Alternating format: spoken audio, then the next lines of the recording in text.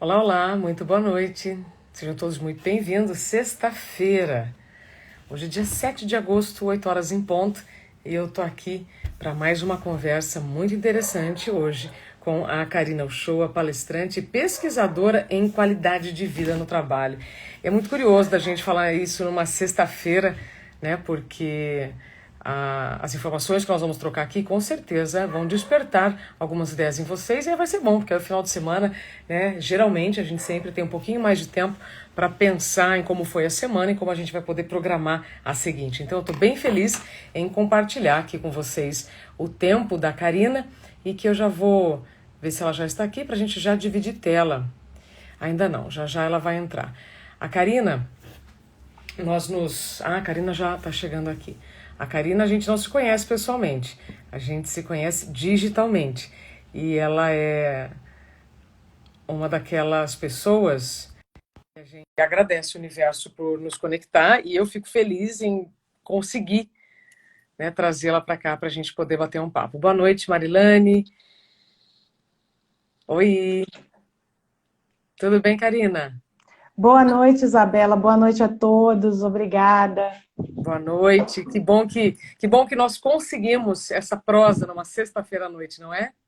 Sem dúvida, vai ser um bom bate-papo. Eu quero te agradecer pela sua generosidade. Eu sei que a sua agenda está super atribulada com o lançamento do Nada. livro, Não, porque ele do ainda vai lançamento. ser. O lançamento é só dia 20. Agora é só esquenta, é só para venda. Eu já reservei o meu, agora é só aguardar chegar. Ai, que linda, muito obrigada. Karina, é, antes da gente começar, né, para quem está aqui e depois para quem vai assistir a entrevista, se você me permitir, eu vou deixar lá no YouTube. Claro, E a gente se conheceu via internet. é E verdade. a forma como eu cheguei na sua mensagem, eu gosto de dizer isso, porque todo mundo aqui que está no Instagram tem direct e nem sempre a gente consegue olhar as mensagens. E às vezes a gente olha uma mensagem e não consegue responder na hora, enfim. E o fato de eu ter parado na sua mensagem, a gente ter se conectado e ter trocado as informações me deixou muito feliz. Eu te falei isso por telefone, eu quero dizer então aqui para todos que depois ainda vão acessar esse conteúdo, porque hoje a tecnologia nos permite deixar infinitamente, né? O que nós vamos falar é como um arquivo, um mega arquivo digital. Então, quero Sem expressar dúvida. aqui a minha gratidão e tenho certeza que vai ser um papo muito bacana. Passo a palavra para você, porque a dona aqui é você, tá? Ah, meu Deus, aí você me deixa super constrangida falar que a dona sou eu. Ah, você que é a Imagina. dona do pedaço agora. Bom, eu quero te agradecer pela tua generosidade, como eu te falei na mensagem. Eu sei o quanto muitas vezes pessoas como você e até mesmo como eu, dentro de uma proporcionalidade, a gente tem uma responsabilidade muito grande com a nossa fala. E principalmente com temas tão complexos, temas tão difíceis. Então, assim, se você me permite, eu vou só me apresentar Por rapidamente, porque favor. eu quero te ouvir, eu quero ouvir você. Ontem, inclusive, a sua entrevista na Jovem Pan, já escutei o podcast, maravilhoso, Gostou? maravilhoso, maravilhoso. Que Parabéns, bom. você está Obrigada. fazendo um trabalho sensacional. Bom, meu nome é Karina Shoa, eu sou uma professora de 44 anos, que há alguns anos resolveu ressignificar a carreira. Eu sou formada em Direito e resolvi ser professora, com muito orgulho, com muita honra, mas são os caminhos que nos trazem que a gente às vezes nem sabe por que a gente foi para lá. É. Sou filha de professores e minha mãe com certeza está me assistindo. Minha mãe mandou para todo o Nordeste, que ela é de João Pessoa Eu e mora no adoro João Espírito Pessoa. Santo. E ela falou: Nossa, eu vou mandar para todo mundo que eu acho essa moça muito simpática. Então, Obrigada. hoje é aniversário também da minha sogra, então está todo mundo comemorando hoje na live. Que bom. E por que eu comecei a pesquisar sobre qualidade de vida no trabalho? Num primeiro momento, não tinha nada a ver com a minha carreira de professora, mas eu fui assediada moralmente. E isso trouxe, num primeiro momento, um desconforto, uma tristeza, e você fala muito isso nas suas entrevistas, que a gente não deve, muitas vezes, deixar a bola cair, ficar depressivo, mas eu não cheguei a ficar depressiva, mas eu fiquei muito entristecida em saber que eu queria fazer o certo e fui impedida em muitos momentos por isso. Eu fui assediada 4 vezes, tanto na esfera pública quanto na esfera privada, E eu tive a oportunidade de, a partir do primeiro assédio, começar a pesquisar sobre assédio moral, que me levou para o burnout, obviamente, porque muita gente me pergunta, o burnout, ele tem relação com assédio? Total, é uma violência silenciosa e que nos cala em muitos momentos. Então, durante muito tempo eu pesquisei, saí do Brasil para estudar um pouco, e o motivo pelo qual eu saí foi justamente estudar assédio moral, e quando eu voltei fui assediado novamente, e uma sucessão de assédios. Quem me acompanha sabe que a minha trajetória é uma trajetória repleta de material para fazer as minhas palestras. Eu poderia falar só da minha pessoa, que já preencheria muita coisa. E aí cheguei em você, porque o seu caso foi emblemático, o seu caso foi um caso que eu digo sempre que foi o maior exemplo de coragem de alguém que, amando o que faz e sofrendo por isso, não se calou. Então, assim, você tornou-se um exemplo para muita gente que passa por isso e para nós que pesquisamos sobre o assunto, porque foi como eu falei para você na mensagem, eu não me sentiria nem um pouco à vontade para falar de você, porque a riqueza com que você trata o tema e como você também, assim como eu, transformou a sua dor numa outra trajetória, faz com que a gente mereça ouvi-la. Então, por isso que eu te convidei. Eu quero agradecer, você eternamente grata. Assim. Não teve outro assunto na minha casa e os meus amigos dessa live de hoje, porque eles sabem o quanto esse tema mexe comigo. E eu tenho certeza que mexe com você, que eu já vi que você já se emocionou ao vivo. E a gente precisa se permitir, né, Isabela? Sim. Ô, Karina, bom, eu só tenho a te agradecer por tudo isso que você falou. Eu vou dizer para você uma coisa que eu não disse para ninguém. Mas talvez você já tenha pensado nisso. Essa semana eu entrevistei a Luísa Brunet e eram vários assuntos, mas em um deles ela falou, né? Olha, a pauta é dolorosa, a minha pauta é dolorosa, mas assim, assado. E eu peguei aquela frase e vou trazer agora para a minha rotina, porque a pauta é dolorosa, sim, mas eu não preciso mais falar dos detalhes do que aconteceu comigo. A Luísa Brunet não fala mais os detalhes do que aconteceu com ela. Você não precisa falar de todos os detalhes que aconteceu contigo. Mas isso nos dá substâncias e elementos para fazermos o que fazemos. Sem dúvida. E com muita sinceridade, porque o assunto é sério. Você Sim. disse agora, né? O assédio é uma violência silenciosa. E eu gostaria, antes de seguir para o burnout, que você, se você pudesse explicar o que é o assédio moral. Porque a gente fala assédio, assédio, assédio, mas nem todo mundo sabe o que é um assédio. Porque isso está tão enraizado na fala, né, de alguns líderes, de alguns sistemas profissionais, que de repente o sujeito ou a sujeita nem sabe que está sendo assediado, está se sentindo mal, mas não sabe identificar o que é um assédio. Olha, Isabela, eu tive a grata felicidade, eu morei um período no Espírito Santo, hoje eu moro no Rio de Janeiro, e eu tive a grata felicidade de ser a palestrante que abriu o movimento todo de combate ao assédio pelo Ministério Público do Trabalho. Eu vi que você também já teve a oportunidade de fazer palestra para eles, e eles têm uma responsabilidade assim gigantesca nesse sentido. O assédio, propriamente dito, é qualquer tipo de constrangimento que você sofre. A questão é que quando isso se desdobra em outros aspectos, por exemplo, o assédio sexual ou o assédio moral, você já começa a ter uma, digamos, uma especificidade que traz também uma responsabilidade em relação a esse combate, a essa prevenção. Eu gosto sempre de usar prevenção, porque prevenir é sempre melhor do que remediar. Absolutamente. E em se tratando de assédio moral, nós temos dados assim muito tristes que o resultado final de um assédio pode ser o suicídio, que tem uma relação assim muito íntima com o tema do assédio. Então, quando você fala de assédio moral, você fala de uma relação laboral, ou seja, uma relação de trabalho, e esse constrangimento, para muitos autores, eles tratam como sendo um constrangimento reiterado. O que significa isso? Não adianta você ser constrangido uma única vez, você precisa ser constrangido algumas vezes. Existem alguns pesquisadores que dizem que isso não é necessário. Tem uma pesquisadora aqui no Brasil muito conhecida, que, na minha opinião, é a nossa Marie-France Irigoyen do Brasil. A Marie-France Irigoyen foi a maior pesquisadora de assédio moral do mundo.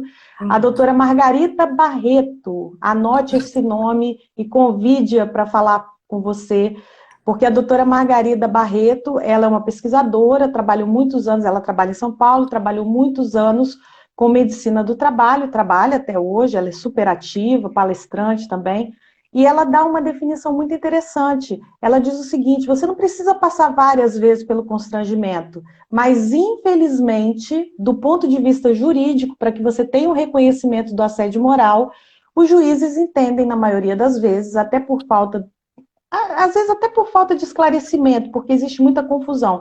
Eles entendem que você precisa passar por várias situações. Eu vou te dar um exemplo para mostrar que apenas um constrangimento pode levar uma pessoa a uma situação muito grave. Eu, geralmente, a cada 2 anos, eu participo de um congresso de assédio moral que é feito na Universidade Federal de Santa Catarina. Em 2015, nós tivemos um relato de uma pesquisadora que disse que o caso que ela ia contar era muito chocante, que não tivesse estrutura emocional, não precisava ficar na sala. Eu já fiquei bem assustada. Uau! Ela contou um caso de uma moça que teve um constrangimento, foi um único constrangimento, com gritos, ela passou uma vergonha muito grande diante de todos os clientes. Ela trabalhava numa instituição bancária, que infelizmente é uma das que mais sofre isso, e a gente tem uma divulgação muito grande de assédio moral por conta deles. Uhum. E essa moça estava grávida. Ela entrou no banheiro e perdeu a criança com 7 meses e meio, dentro do banheiro. Foi uma única vez.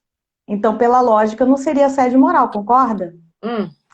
Ela entrou na justiça e ela recebeu uma indenização, que foi considerada, à época, uma das maiores indenizações do Brasil por assédio moral, porque as indenizações, muitas vezes, são, assim, eu diria, vergonhosas. Sim. 10 mil reais, 20 mil reais, como se isso fosse resgatar. Apesar que o dinheiro não vai resgatar, obviamente. Mas, de certa maneira, ele se traduz amenizando a dor daquela pessoa. Exatamente. Dentro de uma proporcionalidade, né? Eu costumo dizer isso. Eu, por exemplo, não entrei com uma ação por assédio moral contra o meu primeiro assediador, porque eu quis transformar essa dor numa luta. E eu consegui muito mais, não só... Não estou falando de dinheiro, mas o reconhecimento pessoal e o resgate da minha dignidade se fez através da pesquisa. Então, assédio moral é isso, você precisa passar por uma série de, eles costumam dizer humilhações, essa é a palavra que mais se usa entre os pesquisadores. Isso seria na prática? Pois não. Desculpa. É diferente, por exemplo, quando você fala de um determinado constrangimento que a pessoa passa, assim, às vezes a pessoa não está no dia bom, aí passa por aquilo ali, mas depois vai lá, se desculpa, se redime, ou até mesmo não se desculpa. Então, alguns juízes entendem que isso não é assédio moral. A definição é clara, reiteradas vezes por situações de humilhação, mas alguns pesquisadores já entendem que não precisa ser várias vezes que isso aconteça. Isso no ambiente de trabalho significa que um líder vai falar para o seu liderado algo que vai deixá-lo se sentindo inferior ou vai minimizar o trabalho dele. Eu tenho tanta dificuldade em entender, porque eu já vivi muitos tipos de assédio moral e na hora talvez eu nem tenha percebido. E agora você falando, me abriu aqui, sabe, um universo de questões. E acho muito importante a gente trazer esse assunto, que, como você falou, o assédio moral, sim, ele pode não só levar ao burnout. E sabe que história que eu lembrei agora de um professor, se eu não me engano, de um reitor, não me lembro agora dos detalhes, não sei se foi do Rio Grande do Sul ou de Santa Catarina, que ele sofreu uma acusação e ele se suicidou. Santa Catarina, Universidade Federal de Santa Catarina. Não ele se jogou do... sim. É lá que acontece, inclusive. Foi na verdade assédio? Não, na verdade não. A notícia que eu tenho em relação a isso, inclusive o congresso que aconteceu foi um pouco depois, e aí ficou um clima até bem pesado, porque existiam algumas investigações em curso a respeito da gestão, né? E por conta disso houve uma pressão muito grande. A Universidade Federal de Santa Catarina é referência no Brasil em matéria de estudo de assédio moral. Eles têm um núcleo que é justamente para fazer isso, e são eles os maiores responsáveis pela produção de material de assédio. Agora, Isabela, uma coisa eu posso dizer para você assim, com muita tranquilidade, eu fico muito triste, porque nós temos há mais de 15 anos um projeto de lei tramitando no Congresso Nacional, que já passou pela mão de vários legisladores, a respeito da questão do assédio ser efetivamente enquadrado dentro de uma legislação, para que ele possa ser punido, pelo menos. E nós não temos isso até hoje. O ano passado nós tivemos uma votação que foi feita em março de 2019, votou a primeira parte e aí o restante... E é uma legislação que não vai resolver a questão. Entendeu? É diferente do assédio sexual. O assédio sexual, por exemplo, você vê uma força maior, primeiro porque ele tem mais visibilidade na mídia, é algo que você tem condição de aferir, digamos assim, fisicamente, Isso. em muitas situações, e não é o mesmo caso do assédio moral. Raros são os casos no assédio moral em que você tem situações de violência física. Existem, mas são raros. A violência psicológica, ela é muito mais dolorida do que a violência física. Você sabe Isso. disso porque o burnout, ele também tem essa configuração, ele até hoje não teve uma configuração enquanto doença, ainda continua como sendo uma síndrome, Fenômeno, é. e só vai ser adequado na legislação em relação ao CID, como ele realmente tem que ser, a partir de janeiro de 2022, porque ele está usando um CID emprestado. É. Né? O Z73 não atende assim, em todos os casos, e tem médicos que se recusam a fazer laudo. Então, a gente tem uma série de desafios bem comprometedores em relação a isso, mas eu fico bastante preocupada, mas eu vou continuar lutando. Vamos juntas, Karina. É por isso que eu fico profundamente feliz com essa nossa conexão. E conversas como essa são fundamentais para trazer, puxando até do que você falou, né? A violência psicológica é muito pior que a física. Também falei sobre isso com a Luísa. Olha que interessante. Porque para agressão sexual acontecer, significa que outras agressões aconteceram antes, especialmente morais e psicológicas. Sem dúvida. Né? Sem Para dúvida. chegar na agressão física, e a mesma coisa eu posso dizer do burnout. Para chegar, né, neste freio chamado burnout, você viveu muitas situações em que você fez o melhor, e aí veja, nós estamos falando sobre assédio, você falou sobre esse projeto de lei, e aí eu dou um passo atrás ainda, Karina, que é a questão do modelo de trabalho que nós temos. Mundo novo, ideias antigas. Mundo novo, crenças antigas. Né? Nós estamos vivendo agora uma grande transformação de home office, um trabalho absolutamente móvel, as horas se borram, ninguém tem mais limite. E ainda precisamos falar sobre respeito, porque assédio moral é falta de respeito. Né? Sim. Mas aí tem outras Sim. coisas também, né? O homem já foi para a Lua e nós já estamos falando sobre os direitos das mulheres, enfim, direitos dos Exato. trabalhadores. Então, repito, esse tipo de conversa que a gente está tendo é fundamental para quem está nos acompanhando. Eu agradeço profundamente pelo tempo de vocês. Eu garanto que vai valer a pena, tá? Essa nossa conversa que vai ter às 9 horas. E especialmente para que depois vocês recomendem essa prosa, essa conversa, que se vocês derem um Google, tá? Ou se não quiserem dar um Google, se vocês entrarem na página da Karina Show, vocês já vão ver os recortes que você fez, Karina, fantásticos, né? Do estado de Minas, do TER, do portal, enfim, falando sobre a síndrome de burnout, né? O que vai Sim. acontecer a partir de agora. Então, o assunto é sério, números não faltam. Sim. O último que eu cheguei da USP com o Laboratório Cristália são 20 milhões de brasileiros, né? Sim. E conversas como essa serão fundamentais para que as pessoas comecem a olhar a situação como real, mas que pode ser prevenida. Isabela, eu costumo dizer sempre que toda conversa é muito proveitosa. A gente trabalha com temas muito, assim, que existe muita restrição e muita resistência em se falar sobre isso. Você é palestrante, eu também sou, e quando a gente fala que vai entrar numa empresa ou numa instituição pública para falar de violência contra o trabalhador, e aí diz que não vai falar de tapa na cara, mas vai falar da forma como se fala.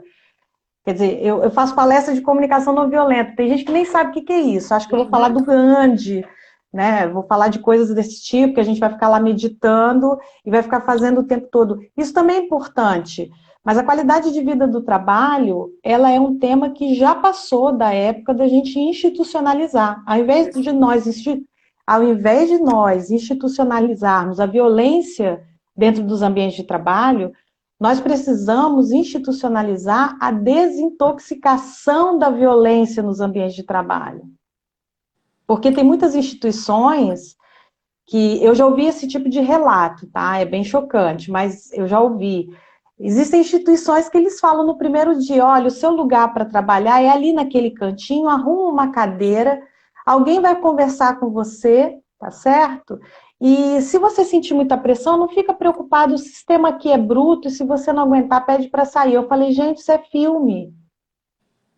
Isso não é normal. E a pessoa contando isso chorando. Claro, claro. E Entendeu? aí muitas vão acabar se sujeitando porque pode ser a vaga que tanto Sim, buscava, sim, sim, aí vem as exato. desilusões, né? Aí a gente vai entrar Exato. nas desilusões e como a gente idealiza um ambiente que pode nos trazer muitas frustrações. Você sabe, Karina, não sei se eu já te falei, tem um documentário chamado Inside, Ah, maravilhoso. O Poder da Maravilhoso. Intuição. Recomendo aqui Maravilhoso. para vocês. É Eu assisti. É maravilhoso, né? É exatamente o que a gente estava falando. A profissional tinha o sonho de trabalhar na ONU, que ela queria ajudar, né, nos movimentos. Mas quando ela chegou lá, ela viu que a coisa era bem diferente do que ela tinha imaginado. E Sim. aí, o que ela desenvolve? Burnout. E aí ela sai da empresa, sai da ONU e faz esse documentário. E vocês que estão nos assistindo, vale a pena. Ensaio o Poder da Intuição, que é mais ou menos isso que nós estamos falando. É quando você idealiza, né, uma empresa, chega lá, se vê que não é nada Isso. daquilo, aí você já está lá, você vai dar o seu melhor, até porque você ama o que você faz, você quis estar ali, você quis estar ali, né? Exato. E aí depois, enfim, no caso dessa moça, ela saiu antes de ter algo pior do que o burnout. Karina, Sim. mas deixa eu te fazer uma pergunta. Por tudo que você pesquisa, a gente está mais perto de chegar numa realidade desejável ou mais longe do que a gente gostaria? Olha, Isabela, eu vou te falar que a pandemia foi assim algo que desestruturou a possibilidade de você fazer qualquer tipo de previsão. E eu vou te Pois é. dizer por quê. Quando começou, eu gosto muito que você começa falando do burnout lá atrás, lá na neurastenia, depois você vai para a estáfica, até separei o livro que você cita Menina, você muito. concorda? Ó, Ah, sim.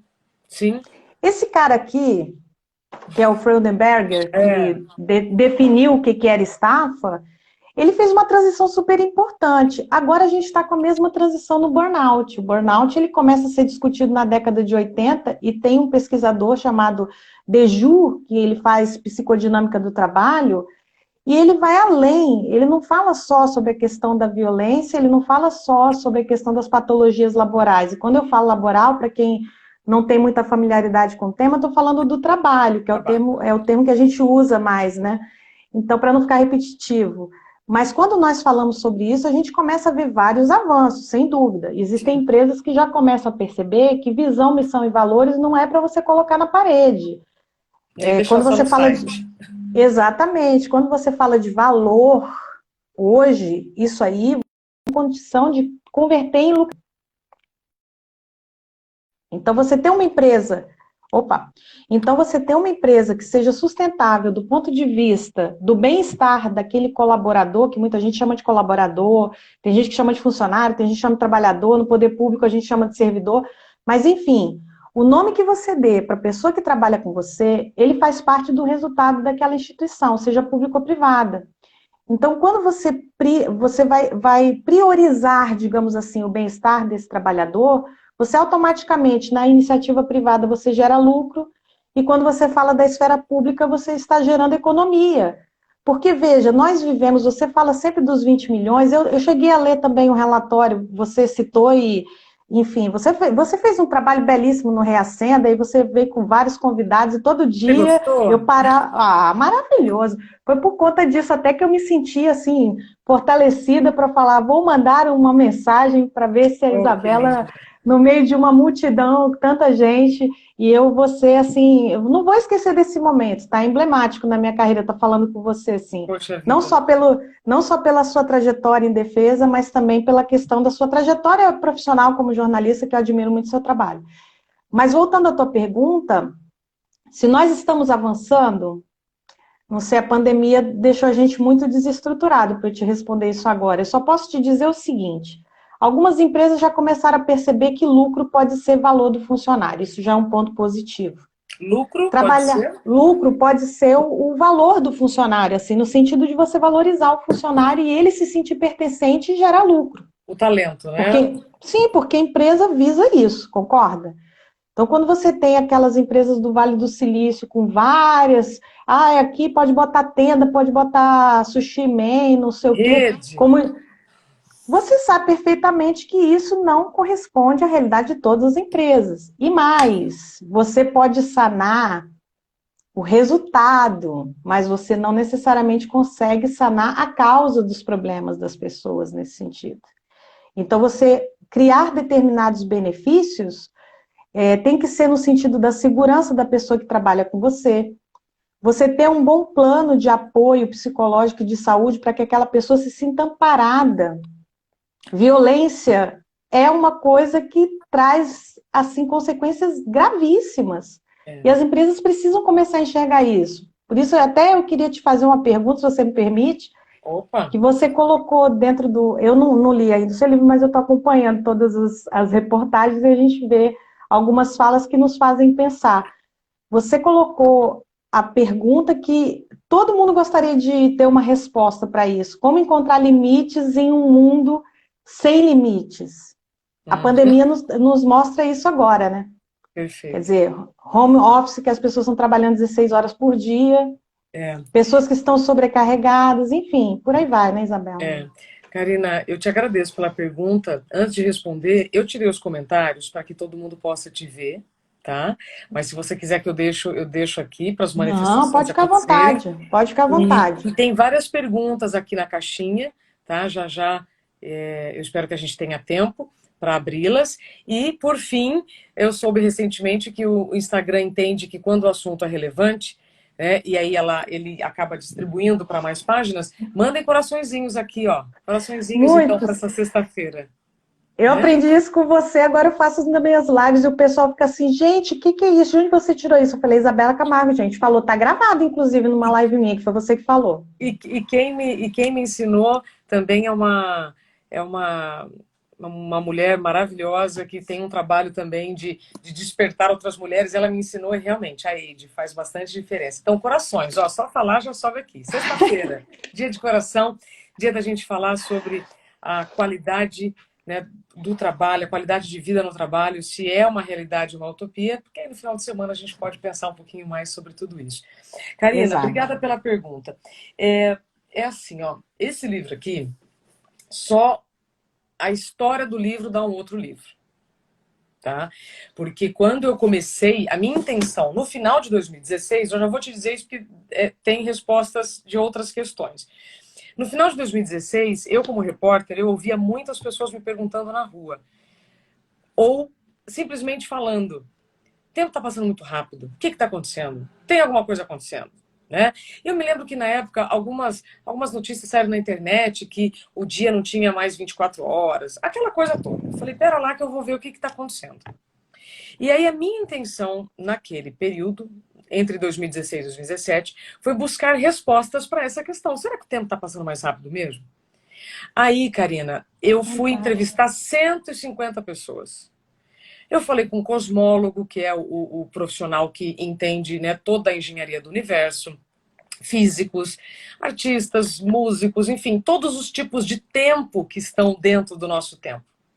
E comecei a perceber que uma das consequências desses nossos tempos, desses novos tempos, que é o estresse em excesso, acaba provocando muitas doenças. Então, olha que curioso. Lá em 2016, 2017, eu fui atrás dessas respostas. O que eu queria propor? Um punhado de informação para que o leitor fizesse uma reflexão com o que ele estava fazendo com o seu tempo para não adoecer. Então, essa foi a missão da Isabela. Durante esse processo, o que eu tenho? Uma das consequências que eu estava falando. Então, é como eu te disse, é diferente quando você pesquisa e fala e quando você pesquisa, vive e fala, que é o que nós estamos fazendo. Né? Então, nós precisamos mais falar dos detalhes que aconteceu conosco, mas nós temos uma responsabilidade com o que nós estamos falando. Porque você, como professor, e eu, como jornalista, seria inadmissível, do nosso ponto de vista de missão, né, neste planeta, ter acesso a tanta informação e deixá-las na gaveta. Sabendo que tem 20 milhões no Brasil vivendo um problema que é invisível, é isso que me dá muito medo.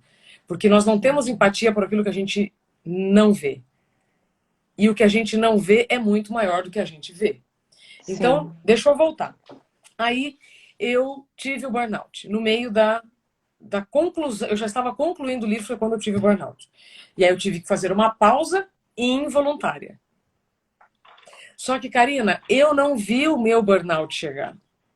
Eu já tinha feito entrevistas para o livro, eu já tinha ouvido dezenas de médicos falando quais eram os sintomas do excesso de trabalho, do excesso de estresse por longos períodos, isso é fundamental, e eu não vi o burnout chegar.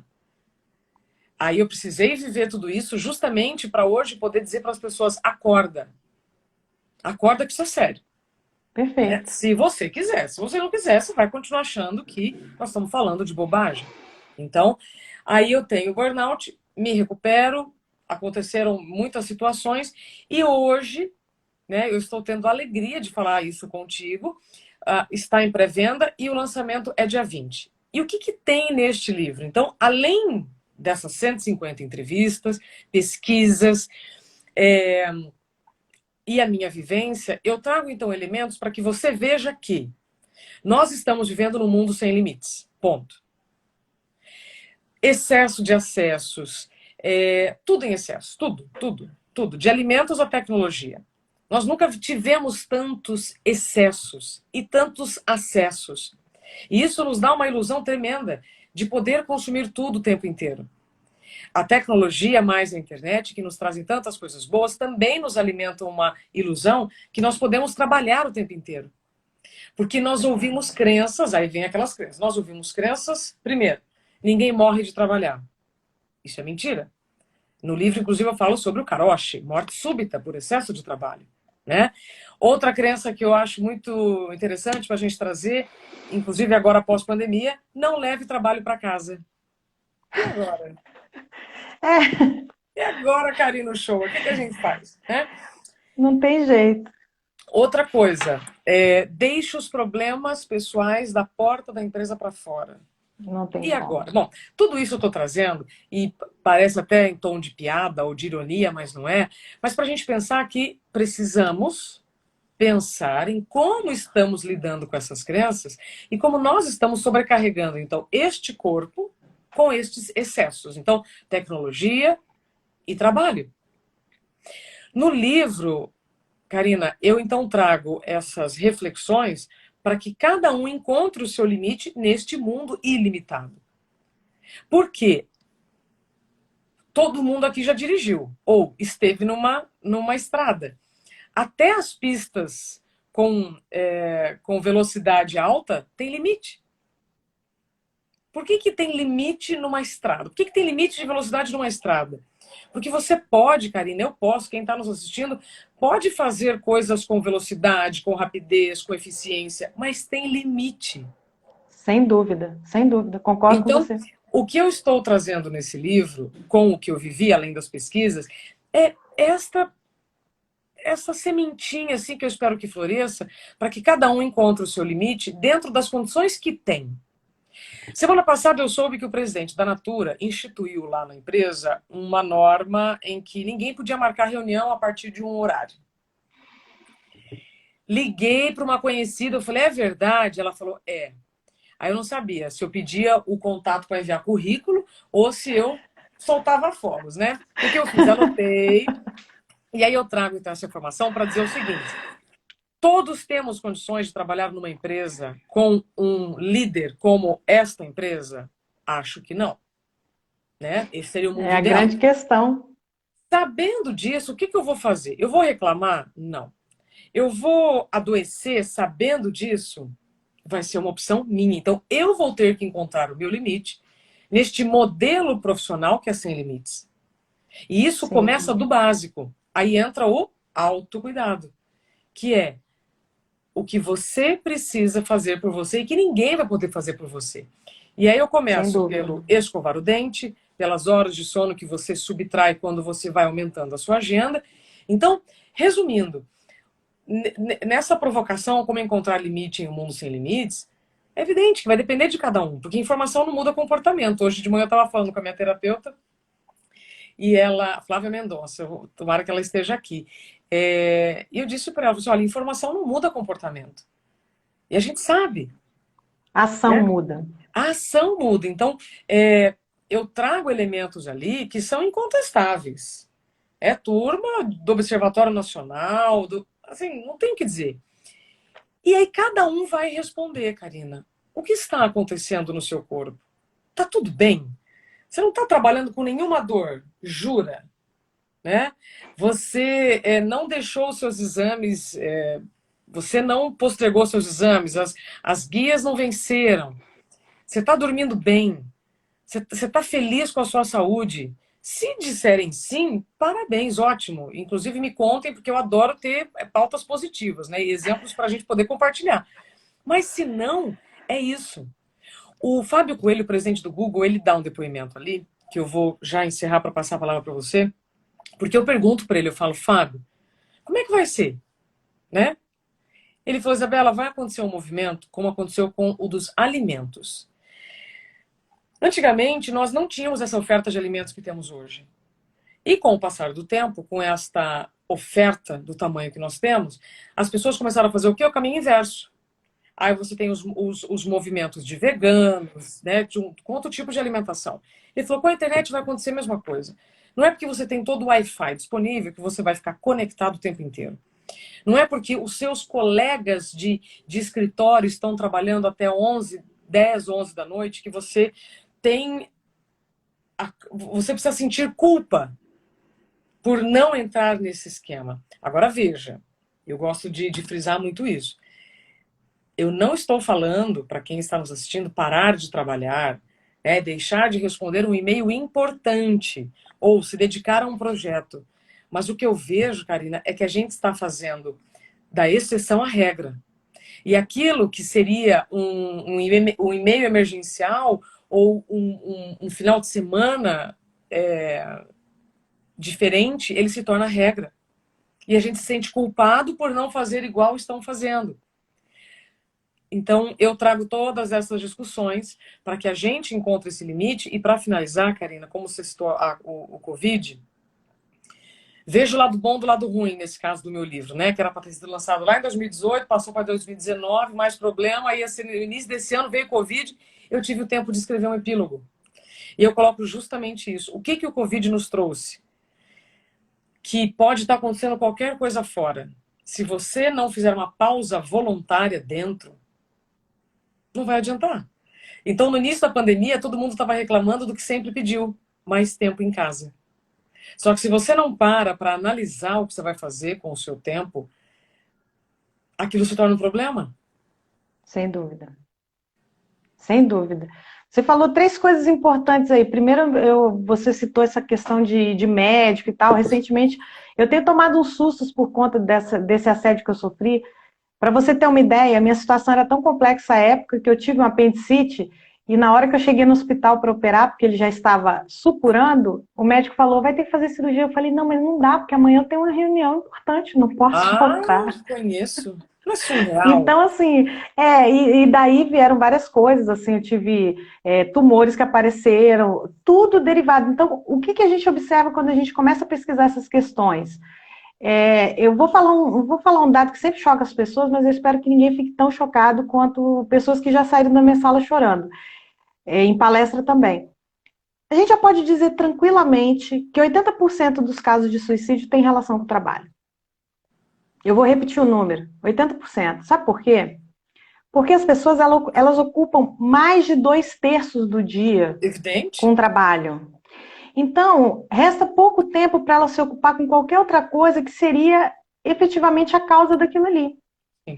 E quando eu falo isso, sempre tem alguém que perdeu alguém, ou enfim, já teve casos que eu consegui resgatar pessoas que já estavam assim, em vias de fato, eu acho que eu vou ficar só até o final do ano vivo e tal. Era uma coisa bem pesada. E quando a gente lida com esses temas pesados, a gente tem que ter bastante atenção. Eu sou professora na faculdade de medicina lá em Vitória, eu dou aula na pós-graduação, e uma vez um aluno chegou para mim e falou assim, professora, eu quero pesquisar sobre absenteísmo. Eu falei, para quê, gente? Eu falei, como assim? Porque não era o tema dela. Ela falou, não, mas é porque você falou uma coisa que me deu um gatilho. Pronto. Ela identificou numa fala que dentro do processo de trabalho que ela possuía, ela é gestora ainda, ela descobriu que as pessoas, elas começaram a faltar muito no trabalho, que é o absenteísmo, né? Sim. É o contrário do presenteísmo, que são as pessoas que vão trabalhar doentes. E daí, nesse processo, ela achava que as pessoas estavam fazendo assim, corpo mole. Quando Perfeito. ela descobriu o que que era assédio moral, o que que era o constrangimento, o que que são as doenças que fazem com que as pessoas não consigam mais desenvolver as suas atividades, ela falou, eu fui muito injusta. E eu estou me sentindo muito culpada. Eu falei, veja, culpa é uma coisa que acontece dos dois lados. Você assediou essa pessoa? Ela falou, eu já estou na dúvida, porque em algum momento eu posso ter falado que ela estava fazendo corpo mole, ela não estava fazendo Exato. corpo mole. Então, o desconhecimento, você fala sobre essa questão desse excesso de informações, mas o Cortella, que foi seu professor, que eu já sei que foi seu professor, está no livro. O Isso. Cortella, que é uma pessoa que eu já encontrei várias vezes assim, em palestra, é um querido, eu adoro. É. O Cortella, ele sempre fala uma coisa que é muito interessante. Ele diz que a gente vive num mundo hiperconectado, com excesso de informações, mas não necessariamente com quantidade suficiente de conhecimento. Então, você transformar informação em conhecimento Então, é algo que carece para cada um de nós, assim, é você pegar uma live que te interesse num tempo, e eu acho muito bonito quando você abre as suas lives dizendo, eu quero agradecer pela presença de vocês, pela atenção que vocês estão dando para é uma gente. escolha, Você, né? pode, você poderia estar em outro lugar, então as escolhas fazem parte. Quando a gente fala de burnout, quando a gente fala de assédio moral, quando a gente fala de qualquer tipo de violência no ambiente de trabalho, é questão de escolha mesmo. Uhum. E você pontuou, não é toda empresa que tem essa relação, você usou o exemplo da Natura, e me perguntou anteriormente se as empresas estão mudando. Elas começam a mudar, mas veio a pandemia, a gente vai ter que ver como é que elas vão É, se comportar depois. sim. Porque a pandemia foi uma ruptura em todos os sentidos. E essa romantização do home office, que eu particularmente acho extremamente bonito, as pessoas falarem, nossa, é muito bom, agora todo mundo trabalhando em casa. Para mim não causou impacto porque eu sempre trabalhei em casa. Então eu saio para fazer uma palestra, para dar uma aula, vivo no aeroporto para cima e para baixo, que eu rodo o Brasil todo, mas não é todo mundo que consegue fazer isso. Sim. A falta de socialização, a troca que as pessoas deixaram de ter, aquela coisa de sair de casa, voltar para casa. Sim. Tem gente que descobriu nessa pandemia que tem filho. Estava lá com as crianças já adolescentes, aí descobriu que tem filho. É. Estão desesperados. O maior número de pessoas que sofrem burnout e o maior número de pessoas que sofrem assédio moral fazem parte de três grandes classes. Os médicos, que você já citou muito bem, os professores e o pessoal que trabalha na segurança pública. Ou seja, os três grandes grupos que foram afetados na pandemia. Sim. Tem professor que já está mandando mensagem para mim dizendo que vai se matar. Pensa bem nisso. Como é que você faz? Você tem que trazer um alento. Então, assim, eu gostei muito dessa tua fala com relação ao tempo, porque foi uma coisa até que a gente conversou no telefone. O tempo tem relação direta. Você gestar o seu tempo de forma produtiva É. impacta no resultado.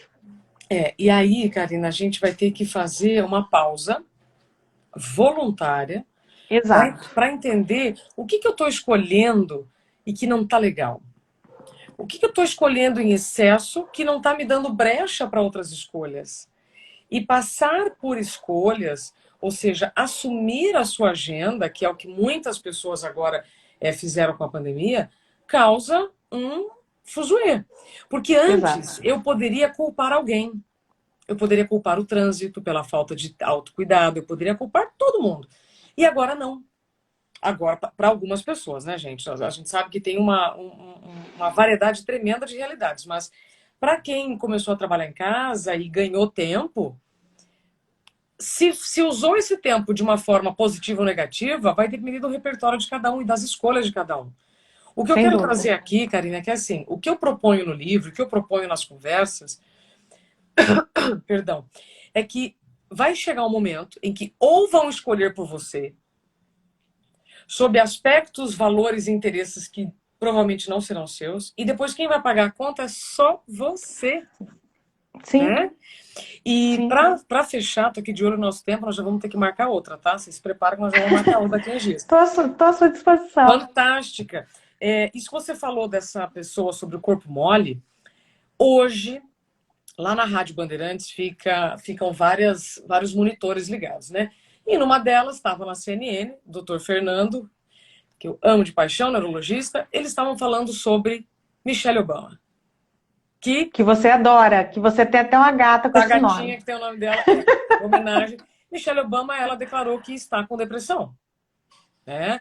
E aí eu acho, o que eu vejo nessa informação? Um tremendo ganho para todos.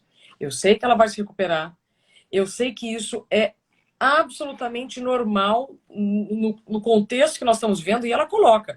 As razões podem ser políticas, pronto.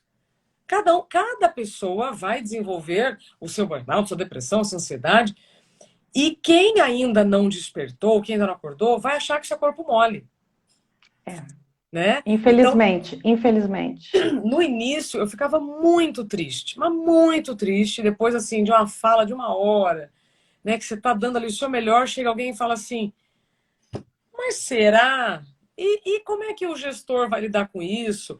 Aí eu falo assim, bom, se o gestor estiver bem de saúde, ok. Se a saúde coletiva da empresa estiver bem, ok. Ignora, esquece tudo que eu falei. Mas hoje você não pode mais ignorar as informações, como essas que eu comentei, que estão lá no início da sua página. Eu não Sim, tinha sim, visto, né? sim.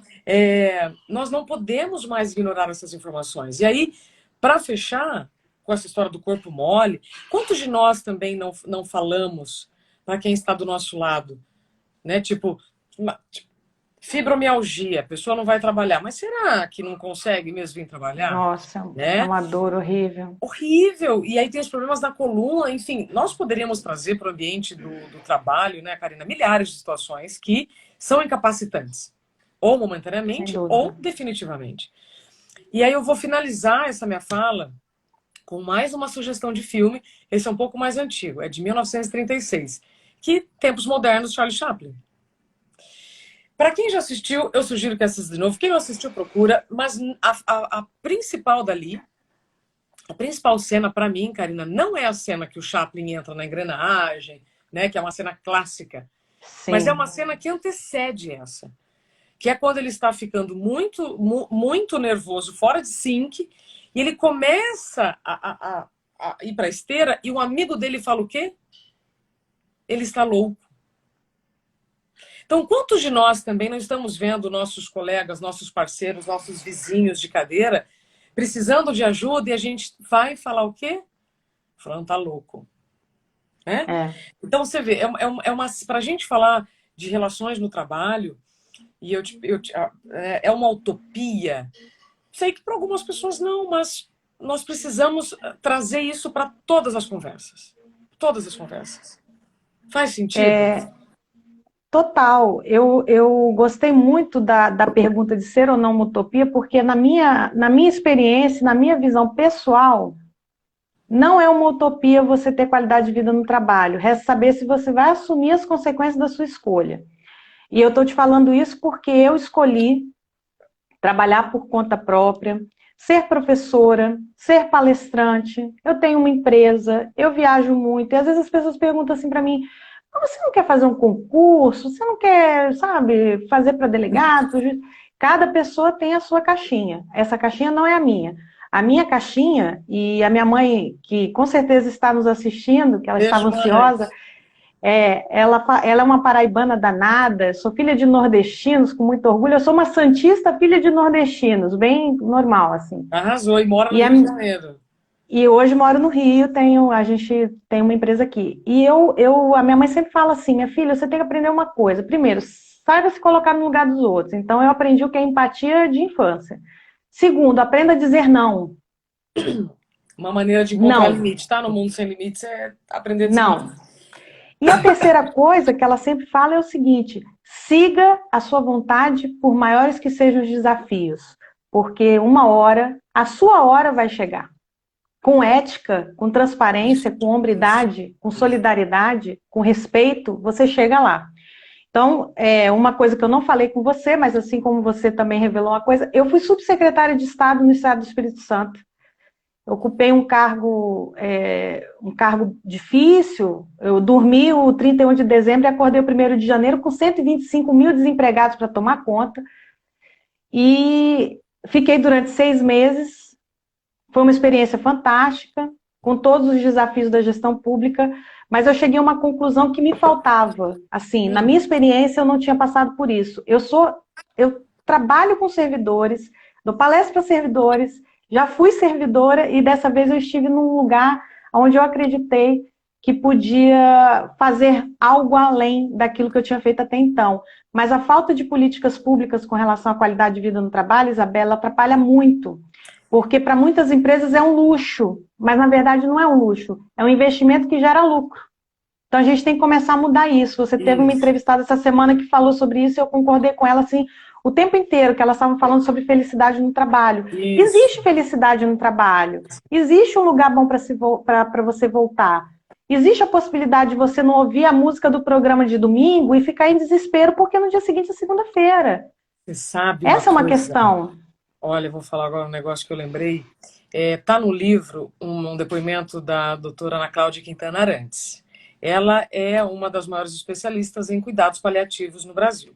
E ela tem um livro que é A Morte é um Dia que Vale a Pena Ser Vivido. A Lindo Morte é um Dia que Vale a Pena Viver. E ela diz o seguinte, se você, atenção, se você tem pressa para chegar ao final de semana, tem pressa para chegar às férias, tem pressa para chegar ao feriado, você tem pressa pela morte. Você está querendo que a morte chegue mais rápido, porque isso significa que você não está gostando do que você está fazendo por querer Exato. tanto que o tempo livre chegue, né? Agora, eu vou abrindo tantas janelas, depois eu lembro, só preciso fechar uma. Com o exemplo da Natura, né? Então, assim, se eu não tenho condições de trabalhar numa empresa desejável, ideal, o que eu preciso fazer para não pagar a fatura sozinha? Eu preciso me cuidar, Karina. Essa é a grande questão. Essa é a mensagem que eu queria deixar, que nós temos 8 minutos só, gente. Pensa bem que uma conversa boa passa rápido, né? Nossa, rápido demais. Muito rápido. Então, assim, a minha última mensagem, antes de passar a palavra para você, é o seguinte. O que eu vou fazer, então? Eu vou parar de trabalhar? De jeito nenhum. Não. Você vai como é que eu posso dizer? Desistir? Não. O que você pode fazer é se cuidar. Exato, então, concordo. se o líder tem uma postura, se o horário da empresa é uma coisa louca, não importa o que está acontecendo fora. Lembra? Pode estar acontecendo uma pausa involuntária fora, mas se você fizer uma pausa dentro, né? Então, qual é a minha recomendação? Que você pare, isso chama atualização de identidade. Muito bom você falar disso. Veja quem é você hoje, com a idade que você tem hoje, as condições físicas e mentais que você tem hoje. Porque senão, Karina, sabe o que acontece? Você vai avançando nos calendários e vai querendo fazer o que você fazia há 10 anos. Então, antes eu podia dormir pouco e trabalhar bem no dia seguinte. Genial. Não, hoje não. Hoje, se eu não dormir bem... Eu não fico plena. Eu não consigo. Assim, o raciocínio fica totalmente comprometido. O Ricardo Amorim fala isso no livro, inclusive. Né? Quando você é mais novo, você tem mais tempo, menos oportunidades, depois essa conta inverte. Então, resumindo, você precisa parar. Quanto tempo? Cada um vai ter o seu tempo. O seu. E entender o seguinte, o que eu preciso hoje para ter uma vida que vale a pena ser vivida? Eu preciso dormir 6 horas? Preciso dormir 6 horas. Hoje, Karina, o meu sono é a coisa mais importante do mundo. O meu também. Essa noite eu não dormi bem. Eu também não. Menina do céu, que coisa. Eu já tive que dar uma carregada aqui na maquiagem. Mas, ok, aceito. Então, o que eu vou fazer com essa informação? Hoje eu dormi um período insuficiente. Amanhã estarei atenta para repor. É isso que eu quero dizer. No caso do burnout, no meu, foi a madrugada e excesso de trabalho. Só que por muitos anos, por longos períodos. E o que eu estou colocando aqui para você que está nos acompanhando é o seguinte: excedeu um final de semana, esteja atento para aliviar no próximo. Essa é a grande questão. Porque se você acha que você vai trabalhar sem pausas, por longos períodos, com mais de 35 anos, sem ter alguma consequência, isso é uma ilusão. Então, a atualização de identidade passa por saber quem você é, as condições que você tem hoje para fazer o que você faz, para depois não chorar o leite derramado. E nessa atualização de identidade, você vai... A primeira coisa, se eu tivesse 30 segundos nessa live, eu falaria, durma. Não precisa procurar um médico que cobra R$ 2.000 a consulta, aquele remédio que estão dizendo. Nada disso. A solução para a maior parte dos problemas e para prevenir o burnout e outros problemas ocupacionais é o sono. E que é a primeira coisa que a gente abre mão, Karina, para dar conta daquilo que você aceitou ou que teve que assumir. Então, veja, vocês podem ter o pior ou o melhor chefe do mundo. A melhor conduta empresarial ou a pior. Mas se você estiver com a sua saúde íntegra, você vai saber lidar com os problemas, com os excessos, com os pedidos mais fácil. Inclusive, Karina, você só sabe dizer não quando você está bem dormido, quando você está bem alimentado, porque aí o seu cérebro vai pensar melhor. E antes de dizer um sim a mais para algo que você sabe que não vai, a conta não vai fechar, você vai pensar, nossa, mas eu não vou poder aceitar isso, né? Porque senão vai me causar um problema. E aí não vai adiantar depois falar assim, olha, né? Então é melhor dizer o não antes. Você fala uma coisa que eu particularmente utilizo na minha vida e eu acho fantástica a frase que você usa. Eu vou usar a sua frase, tá? Se não tiver igualzinha, você me corrija, por favor. Tá bom. Você fala que precisa marcar um tempo com você na sua agenda. Total! A gente precisa fazer isso. Eu aprendi a fazer isso a duras penas, perdi um apêndice, tive 2 tumores na boca e tô toda encalacrada com os exames agora em dia, que eu tô colocando tudo em dia, mas eu marco hora comigo. Quer ver uma coisa que eu mudei na minha vida? Isso aqui. Não uso aos finais de semana. Olha que legal! Não uso. Muito bom. Vivo perguntando para as pessoas as horas. É uma forma de eu me conectar com alguém. Que horas são, por gentileza? Aí a pessoa olha, porque eu sou a rainha de sentar do lado de alguém que quer contar a história da vida dela e começa a contar do problema no trabalho. Parece que está escrito na minha testa. Então, assim, você administrar o tempo é o segredo para você não ter burnout, para você ter uma qualidade de vida, para você dormir bem e, principalmente, seja ético e transparente com as suas ações. Sabe por quê? Porque o travesseiro é um lugar que eu costumo... Eu vou usar essa frase, mas os meus alunos que estão me assistindo, eles vão saber de cara que eles estão cansados de ouvir. O travesseiro é o nosso maior tribunal do júri. E a nossa consciência é o maior juiz. Então, todas as ações que você faz durante a vida, até quando você renega a sua própria existência em prol de um trabalho que precisa ser complemento, o trabalho na sua origem da palavra era castigo. Aquela imagem que você tem do trabalho, porque originalmente era um objeto de tortura. Sim. E para muita gente o trabalho continua sendo isso. Então, assim, a gente já está finalizando, mas eu quero deixar um recado para quem acompanha o seu trabalho e quem também acompanha o meu trabalho. Cuidem-se, não apenas na pandemia, mas durante toda a vida, porque o trabalho ele precisa ser parte da sua vida. Então, a gente precisa trabalhar para viver e não viver para trabalhar. Sabedoria de mamãe. Isso, mamãe. Bem-vinda, tá? Parabéns. Parabéns pela filha, espetacular. Karina, a gente só tem 2 minutos. Falamos sobre vários aspectos. E a gente colocou, né, no tema qualidade de vida no trabalho. É uma utopia, precisamos falar sobre burnout. A gente podia colocar qualquer título ali. A gente colocou burnout, mas poderia ser qualquer consequência do excesso de trabalho por longos períodos. Você não dá a impressão que, tipo, agora elas querem um mundo cor-de-rosa. Não. A gente quer só viver em uma sociedade com respeito e com uma condição de parte da vida. O trabalho é parte da vida. Equilíbrio. Vida. Exatamente. Então, querida, nós vamos marcar outra live em breve, tá? Prazer, um prazer. Muito obrigada. Obrigada a todo mundo que está nos assistindo. E eu quero dizer que você continue, porque isso que você faz não é uma luta, na verdade é uma causa, porque às vezes a gente luta sobre coisas que a gente não acredita, e você não apenas vivenciou, mas você ajuda muita gente, e assim como eu, dentro de uma proporção, obviamente, a gente sabe qual é a nossa importância na vida das pessoas quando a gente defende aquilo que a gente acredita e faz com amor. Isso. Trabalhem com amor. Vamos juntas, porque assim a nossa mensagem fica mais forte, a Obrigada, nossa voz Isabela. fica, né, mais alta e as pessoas vão passar, pelo menos a pensar. E aí depois elas podem agir, não é? Sem dúvida, Karina, muito obrigada. Obrigada, gente. Bom final de semana. Eu vou liberar aqui a Karina. Vou agradecer mais uma vez pelo tempo de cada um de vocês, pela confiança e dizer que amanhã eu estarei de volta às 11h30 para falar sobre o quê? Longevidade. Uhum.